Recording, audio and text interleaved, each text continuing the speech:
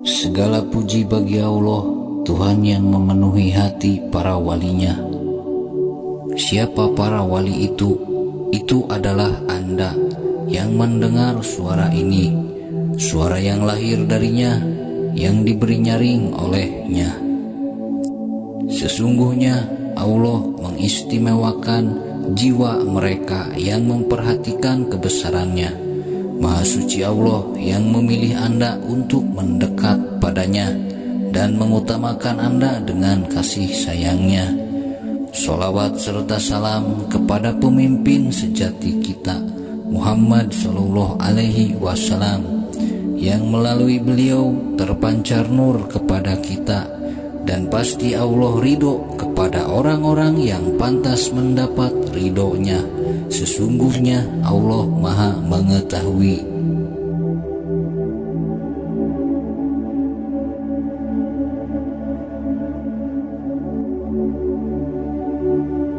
Di episode sebelumnya, yaitu episode pertama, kita telah membahas sejarah ketuhanan yang tidak diajarkan di sekolah, bahkan sekolah tertinggi modern. Episode pertama kita sampai pada zaman filsafat, di mana pikiran menemui jalan buntu jika dihadapkan kepada ketuhanan. Pikiran adalah sesuatu yang terbatas, dan ketika Anda akan meneliti sesuatu yang tidak terbatas seperti Tuhan, Anda tidak bisa menggunakan sesuatu yang terbatas seperti pikiran. Hal yang terpenting yang perlu diketahui adalah perbedaan pikiran dan akal. Pikiran memiliki dasar dan sumbernya adalah memori atau ingatan, dan dibentuk oleh tiga hal. Yang pertama, masa lalu.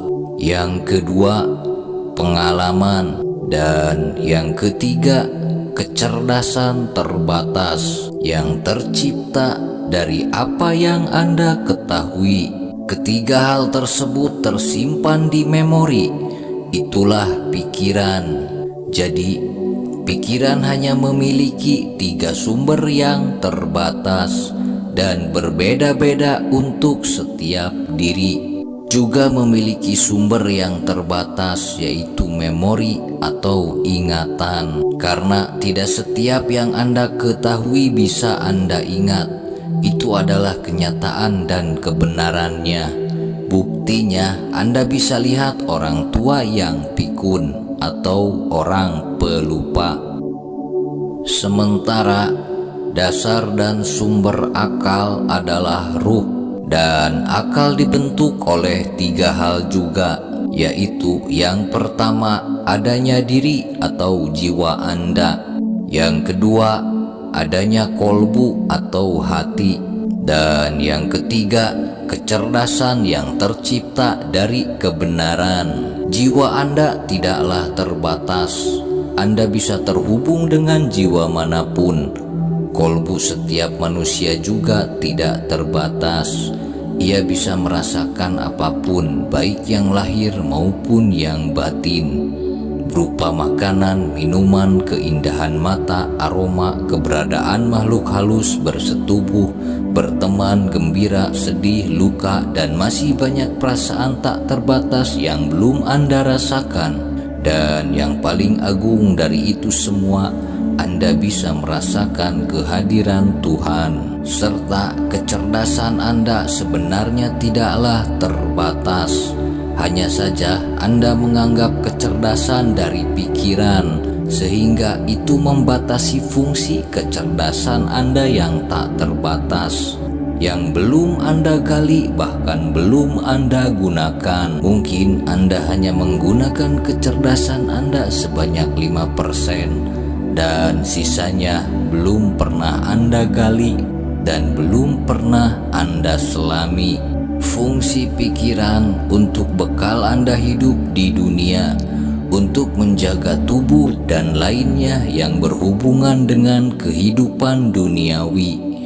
Dan fungsi akal adalah untuk mencari kesejatian, kebenaran, kebahagiaan, dan lainnya yang tidak berhubungan dengan kehidupan duniawi, tapi berhubungan langsung dengan diri Anda, yaitu jiwa Anda.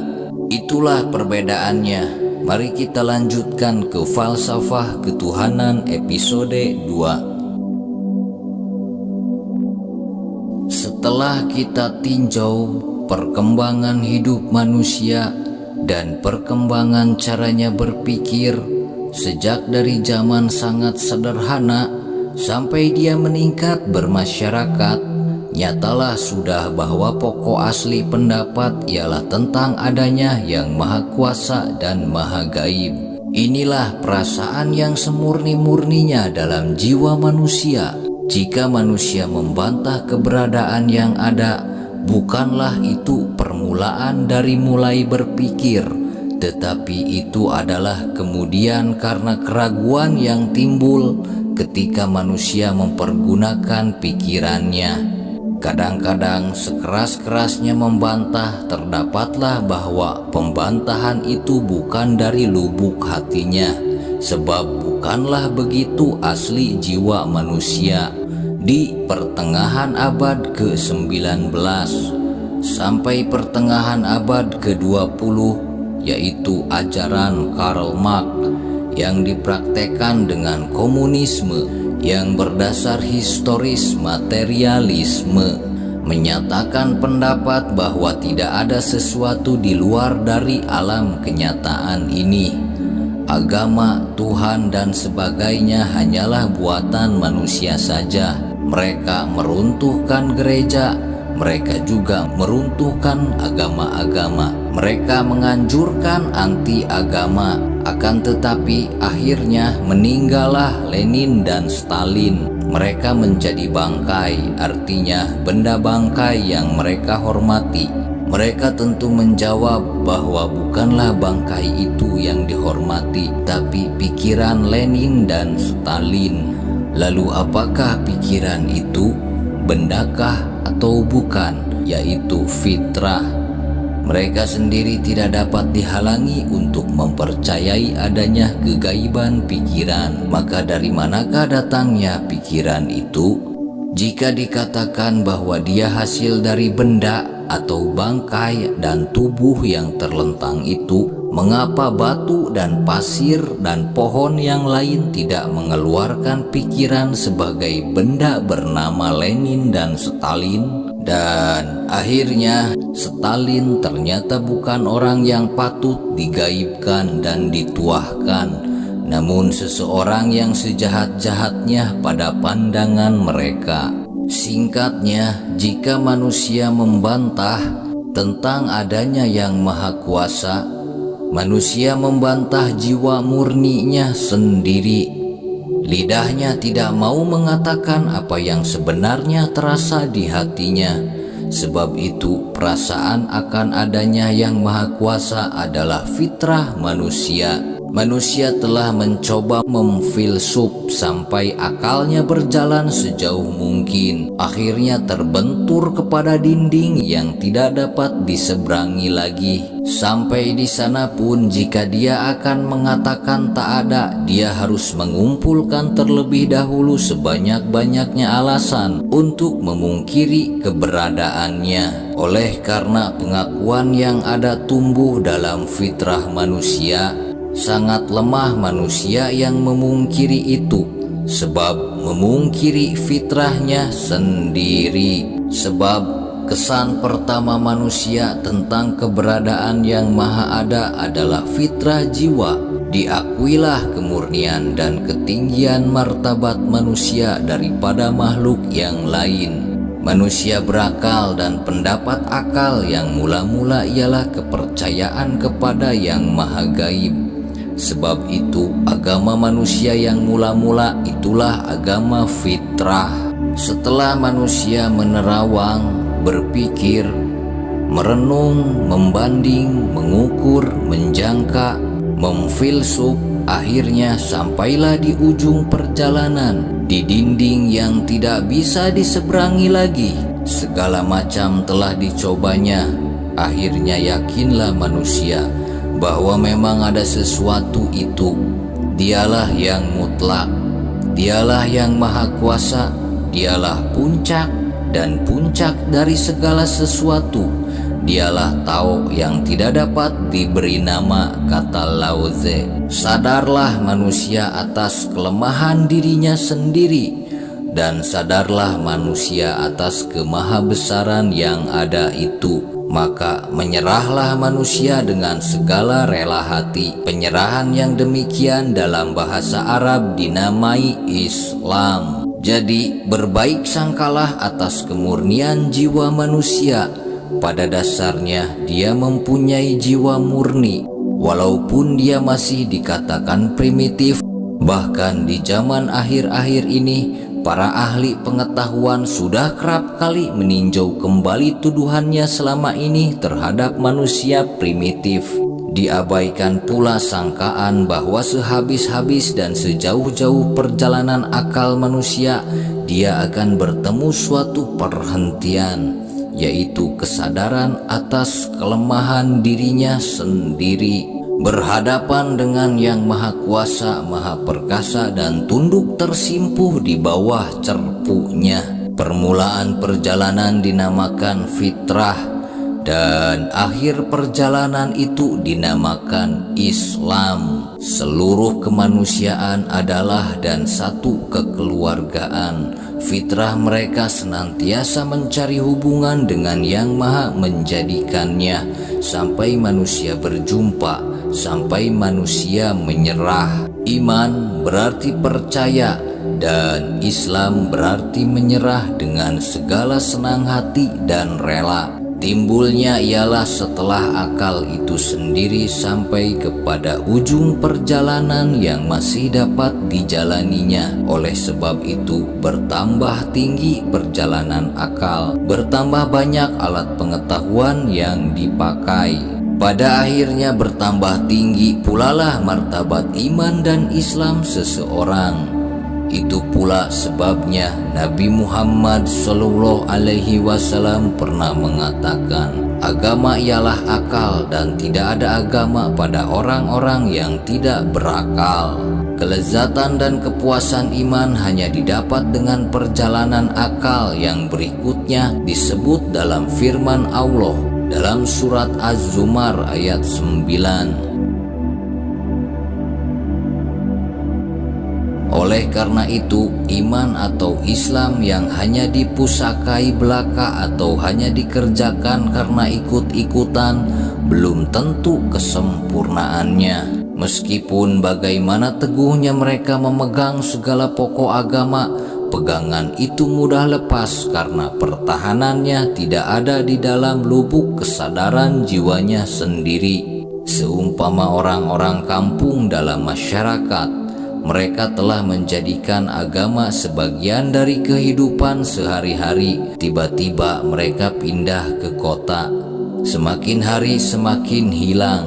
Tinggallah agama itu pada dirinya karena orang di sekitarnya sudah berubah sama sekali dari yang dipergaulinya dahulu. Selain itu, agama yang dikerjakan hanya karena ikut-ikutan amat takut kepada ujian akal. Orang itu cepat sekali murka dan menuduh. Jika ada orang yang menyatakan berbeda pikiran dari apa yang diterimanya dari guru-guru dan nenek moyangnya, orang itu akan menuduh salah, sesat, atau apapun dengan tuduhan-tuduhan yang macam-macam. Dengan demikian yang dimaksud aku percaya dan aku menyerah dengan segala rela hati adalah ucapan spontan keluar dari lubuk jiwa manusia setelah dicoba sendiri menggunakan akal dan pikirannya. Sangat jauh perbedaan antara arti iman dengan sikap mengikuti saja, sebab iman adalah pendapat sendiri di dalam perjalanan hidup mencari kebenaran, yakni kesungguh-sungguhan yang tidak pernah berhenti, sehingga bertemulah kesadaran tentang kelemahan dirinya sendiri di hadapan kebesaran yang maha besar. Adapun sikap percaya saja adalah mengikuti orang lain dengan membuta tuli apa yang dikatakan orang lain atau apa yang diterima dari guru, sehingga akal sendiri menjadi beku dan tidak bergerak, sehingga kepalanya dipenuhi dengan batu. Apabila telah timbul kebekuan itu, beku pulalah paham agama dan sinarnya tidak lagi bercahaya. Agama membisu dan menjadi batu. Itulah yang bernama taklid, dan taklid adalah musuh kemerdekaan akal. Oleh karena itu, seorang guru yang benar atau seorang guru yang bijak, dia sangat senang jika dikritik oleh muridnya. Dan seorang guru yang benar menghargai kecerdasan murid-muridnya. Menurut penyelidikan ahli ilmu jiwa, jiwa kita saat ini mempunyai 3 sudut yang penting dalam menghubungkan diri dengan alam. Pertama, perasaan. Kedua, pikiran. Ketiga, kemauan. Apabila perasaan yang lebih terkemuka dari ketiga sudut itu, kita akan menjadi seorang seniman. Apabila pikiran yang lebih utama, niscaya kita akan menjadi seorang filsuf. Jika kemauan yang lebih unggul, inilah alat bahwa orangnya akan menjadi pahlawan atau seorang pemimpin yang terkemuka dalam bangsanya. Apabila kita cenderung ke dalam seni dan keindahan, cobalah rasakan adanya Allah di dalam alam. Pikirkanlah siapakah dan kekuatan apakah yang menyebarkan keindahan ini, sehingga tampak segala sesuatu tersusun dan teratur. Pandanglah dia di dalam kebesaran laut, keindahan bukit-bukit yang teratur, dan kebesaran gunung-gunung yang tinggi, keindahan saat matahari terbit dan terbenam, keindahan bentuk, juga keindahan warna yang berbeda-beda, keindahan angin sepoi yang melambaikan serumpun bambu di pinggir hutan, yang menimbulkan kicut penggeseran di antara suatu batang dengan batang yang lain, dan mengandung ajaibnya keindahan. Alam yang luas kelihatan hening, tetapi dia senantiasa bekerja dan riuh. Saat dipandang selalu tampak suatu keganjilan. Jiwa seni akan bangkit saat melihat fajar menyingsing. Tidak lama kemudian matahari pun terbit, dan binatang-binatang berbunyi bersahutan. Suara ayam bersahutan seperti suara peluit para pesepak bola. Lihatlah embun pagi menyentak naik, dan semangat baru meliputi alam di sekitarmu. Engkau seakan-akan puas meskipun tidak minum. Engkau seakan-akan kenyang meskipun tidak makan. Bahkan hempasan ombak ke tepi pantai diiringkan oleh angin lautan yang nyaman, seakan-akan memandikan jiwa kita sendiri. Jika hari telah malam, kita lihat pula bintang berserak di halaman langit. Bintang-bintang berkelap-kelip seakan-akan tersenyum, dan yang disenyuminya adalah kita. Melihat itu semua, banyak kesannya kepada jiwa kita sendiri. Seakan-akan kita telah menjadi ahli waris dari alam. Kita pun jatuh cinta kepadanya, dan karena dialah timbul keindahan yang telah merekam di jiwa kita sendiri. Karena dari dialah timbul keindahan yang telah ada dalam jiwa kita sendiri. Setelah itu kita pun mencintai diri kita sendiri, sebab diri itu mencintai alam. Sangat terharu lantaran terpesona oleh keindahan alam. Terlompatlah dari mulut kita ucapan yang betul-betul keluar dari hati, yaitu Allah. Suatu keindahan alam yang tidak ada habisnya. Kita bersyukur dapat mengenal dan merasakan keindahan itu. terasa bahwa diri kita sendiri adalah sebagian dari alam. Bertambah terang pelita hati kita, bertambah terang pula mata hati kita melihat alam. Tidak ada ucapan lain yang sekaligus dapat mencetuskan apa yang terasa dalam hati kita selain satu kalimat saja, yakni Allah. Itulah intisari kehidupan seniman. Dan ketika berkembangnya pikiran dan ilmu, semakin kagum kita melihat keajaiban dan kehebatan hukum semesta dan aturan yang sudah ada pada alam. Ilmu kita hanya dapat mengetahui adanya aturan itu, akan tetapi kita sendiri tidak dapat menciptakan yang lebih indah dari itu. Kita hanya dapat menyusun aturan baru yang tidak boleh keluar dari acuan aturan asli dalam alam. Dari pintu manapun kita boleh masuk, baik dari logika atau dari ilmu hitung tertinggi, dari ilmu handasah atau dari kimia, dan dari mana saja, mulai dari atom yang paling kecil sampai kepada matahari, mulai dari pasir halus sampai kepada bukit dan gunung, mulai dari bumi sampai kepada langit. Pada semuanya itu terdapat aturan umum menurut yang terdapat pada zarroh yang kecil. Peredaran proton, neutron, dan elektron dalam lingkungan zarroh sama aturannya dengan peredaran matahari dengan bintang-bintang, sehingga yang satu dapat dikiaskan kepada yang lain. Tidak mungkin bagi bulan mendahului matahari, dan tidak mungkin matahari mendahului bulan. Siang dan malam begitu teratur menurut garis edarnya. Setiap kali ilmu pengetahuan selangkah lebih maju, setiap kali itu pula bertemu hukum dan aturan yang baru. Hal yang awalnya belum dikenal menjadi diketahui dan dikenal. Bagi orang yang beriman, apabila selama ini agama mengajarkan jika kita mengingkari bahwa hukum atau aturan ada pada seluruh yang ada, yang ganjil dan dahsyat, artinya kita memungkiri adanya ilmu pengetahuan itu sendiri. Sebab ilmu pengetahuan mencari dan mengetahui hukum dan aturan tersebut. Dengan demikian, filsafat pun harus kita pungkiri adanya, sebab akhir dari ilmu adalah awal dari filsafat. Tidak meragukan lagi bahwa alam semesta ini diatur oleh hukum dan aturannya yang dapat diterima oleh dasar hukum yang ada dalam akal kita sendiri.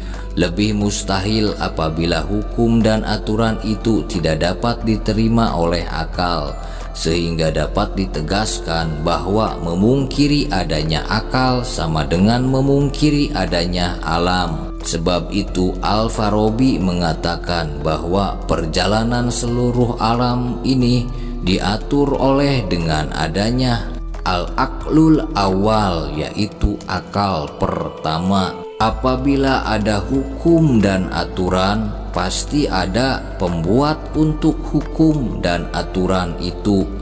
Dari pintu manapun kita masuk, kita pasti tertumbuk pada kepastian adanya pengatur. Apabila hukum dan aturan itu bebas dan bertindak sendiri, tujuannya menjadi kacau dan tidak sesuai, karena tidak ada yang mengatur. Tidak ada yang mengatur berarti tidak ada aturan. Padahal aturan itu ada sebab ada yang mengaturnya. Kalau dikatakan bahwa itu terjadi sendiri, itu tidaklah mungkin. Kalau dikatakan itu adalah kebetulan, itu juga tidak mungkin. Sebab itu memutuskan bahwa sang pengatur itu tidak ada adalah memutuskan suatu pikiran dalam kekacauan. Sebab lebih sangat sulit jika dikatakan bahwa hukum dan aturan mengatur dirinya sendiri, dan lebih sulit lagi jika dikatakan bahwa hukum dan aturan menciptakan dirinya sendiri atau terjadi sendiri. Jika sudah itu yang dipikirkan, dengan sendirinya kita pun keluar dari hukum yang selama ini menjadi pedoman menggunakan akal, yaitu sebab akibat atau kausalitas. Sebab hukum sebab akibat dipakai dalam alam dan akal. Para filsafat modern sekaligus nabi dari agama sekulerisme mengatakan bahwa hukum alam itu bebas. Ini bertentangan dengan akal mereka sendiri, sebab kenyataan dan kebenarannya bahwa hukum dan aturan alam memiliki keteraturan dan keharmonian. Jika memahami hukum dan aturan alam itu bebas, itu sama seperti makhluk yang diberi kebebasan. Bagaimana jika matahari memiliki kebebasan? Bagaimana jika matahari ingin keluar dari rotasi putarannya? Atau bagaimana jika hukum sebab akibat memiliki kebebasan? Bayangkan jika hukum sebab akibat tidak berfungsi dalam satu hari. Itu semua tidak bisa dijawab oleh filsafat modern. Jika mengatakan hukum dan aturan semesta ini terjadi dengan sendirinya, itu sama saja bahwa matahari, bulan, bintang, dan lain-lain memiliki kecerdasannya tersendiri. Bagaimana mungkin benda-benda tersebut memiliki kecerdasan, sementara mereka sendiri mengkategorikannya benda tak bernyawa? Bagaimana mungkin benda tak bernyawa memiliki kecerdasan? Mereka sendiri yang bilang itu adalah benda tak bernyawa, namun mereka sendiri juga yang bilang bahwa hukum semesta terjadi dengan sendirinya. Jika hal tersebut terjadi dengan sendirinya, berarti itu harus memiliki kecerdasan sendiri. Mereka pun tidak pernah memberi jawaban atas asumsi mereka. Mereka hanya mengemukakan asumsi bahwa hukum semesta terjadi secara acak dan bebas. Asumsi mereka pun lebih gila lagi. Mereka mengemukakan alam semesta ini tercipta secara kebetulan atau secara random melalui fenomena Big Bang. Kemudian untuk menjawab bagaimana adanya keteraturan semesta, mereka mengatakan hukum tersebut terjadi secara acak dan bebas, kemudian menetap seperti itu. Dengan kata lain, terjadi dengan sendirinya. Dan orang-orang modern yang memiliki tumpukan bayangan di kepalanya mempercayai itu semua. Inilah keimanan mereka terhadap modernisasi dan sekulerisme yang meruntuhkan keimanan kepada Tuhan. Ini adalah fenomena baru di mana manusia menyembah pikirannya sendiri. Hal tersebut adalah berupa asumsi dan sangkaan belaka. Itulah pikiran. Dalam surat Al-Kahfi ayat 51, Allah menjelaskan, "Aku tidak menghadirkan mereka untuk menyaksikan penciptaan langit dan bumi, dan tidak pula penciptaan diri mereka sendiri, dan orang-orang yang menyesatkan bukanlah penolong manusia kepadaku." Jadi, ketika filsafat modern mengatakan asumsi Big Bang yang terjadi secara acak, termasuk tatanan dan aturan hukum semesta, sebagai orang yang berakal, Anda harus tahu bahwa Allah tidak menghadirkan siapapun dalam penciptaan semesta, bahkan iblis sekalipun. Pelajaran di sekolah mengajarkan kepada kita bahwa alam semesta bukan hanya bumi semata. Bumi digambarkan seperti setitik debu di antara luasnya galaksi. Menurut sains, galaksi tercipta dari dentuman inti atom yang begitu besar yang disebut Big Bang. Asumsi mereka bahwa inti atom tersebut berada dalam suatu kondisi yang sangat panas, katanya 1 triliun derajat Celcius, lalu menyebabkan inti atom tersebut meledak, kemudian memuntahkan bintang-bintang, planet, matahari, bulan, dan lain-lain. yang menjadi galaksi. Di sini saja asumsi mereka lemah. Bagaimana atom bisa panas sementara sumber panas pada saat itu belum ada? Mereka sendiri mengatakan matahari baru ada semenjak ledakan Big Bang. Lalu kemudian bagaimana matahari, bulan dan bintang memiliki orbit putaran yang teratur? Apa orbit yang teratur itu terjadi dengan kebetulan? Jika Big Bang adalah ledakan besar tak teratur, mengapa semua benda semesta memiliki hukum dan aturannya sendiri? Tidak mungkin bagi api memiliki hukum dingin dan menyuburkan. Api memiliki hukum panas dan membakar. Apa itu juga terjadi secara kebetulan?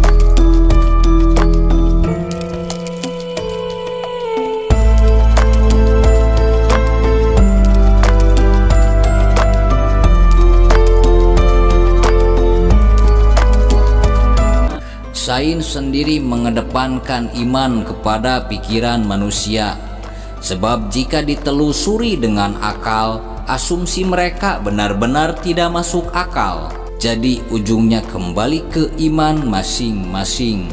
Sains beriman kepada pikiran manusia yang terbatas, dan fitrah manusia mengajarkan iman kepada Tuhan. Sebagai makhluk berakal dan memiliki kehendak bebas, silahkan Anda memilih iman Anda sendiri. Seperti yang dikatakan Al-Quran dalam surat Al-Kahfi ayat 51, tidak ada yang menyaksikan penciptaan alam semesta dan juga diri mereka sendiri. Filsafat modern dan sains tidak pernah menyaksikan penciptaan alam semesta. Jadi apa yang mereka kemukakan hanyalah asumsi dan teori, bukan sebuah kenyataan, apalagi pengalaman penyaksian. Asumsi dan teori bukan suatu kebenaran dan kenyataan yang memang terjadi. Itu hanyalah imajinasi yang terlahir dari pikiran. Dan Allah menegaskan dalam surat Al-An'am ayat 116, dan jika kamu menuruti kebanyakan orang-orang yang di muka bumi ini, niscaya mereka akan menyesatkanmu dari jalan Allah.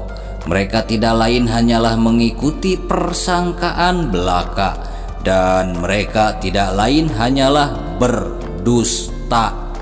Dan kita tutup pembahasan sampai di sini dengan kesimpulan bahwa alam semesta tidak terjadi secara acak melalui Big Bang, tetapi adanya semesta karena adanya Allah Sang Maha Pencipta. Dan hukum semesta sudah nyata memiliki keteraturan yang menandakan adanya yang mengatur. Hukum semesta tidak terjadi dengan sendirinya, sebab jika terjadi dengan sendirinya berarti benda-benda itu memiliki kecerdasan, berarti benda-benda itu memiliki nyawa. Sains sendiri mengatakan benda-benda itu adalah benda mati. Namun di sisi lain mereka mengatakan bahwa hukum semesta terjadi dengan sendirinya, dan lebih sangat sulit menjelaskan bahwa alam semesta terjadi secara acak dan kebetulan, dan lebih sulit lagi jika menjelaskan hukum dan aturan alam terjadi dengan sendirinya. Dalam Islam, hukum dan aturan adalah termasuk malaikat Allah yang tidak memiliki kehendak bebas dan hanya bergerak sesuai yang diperintahkan Allah. Terima kasih. Wassalamualaikum warahmatullahi wabarakatuh.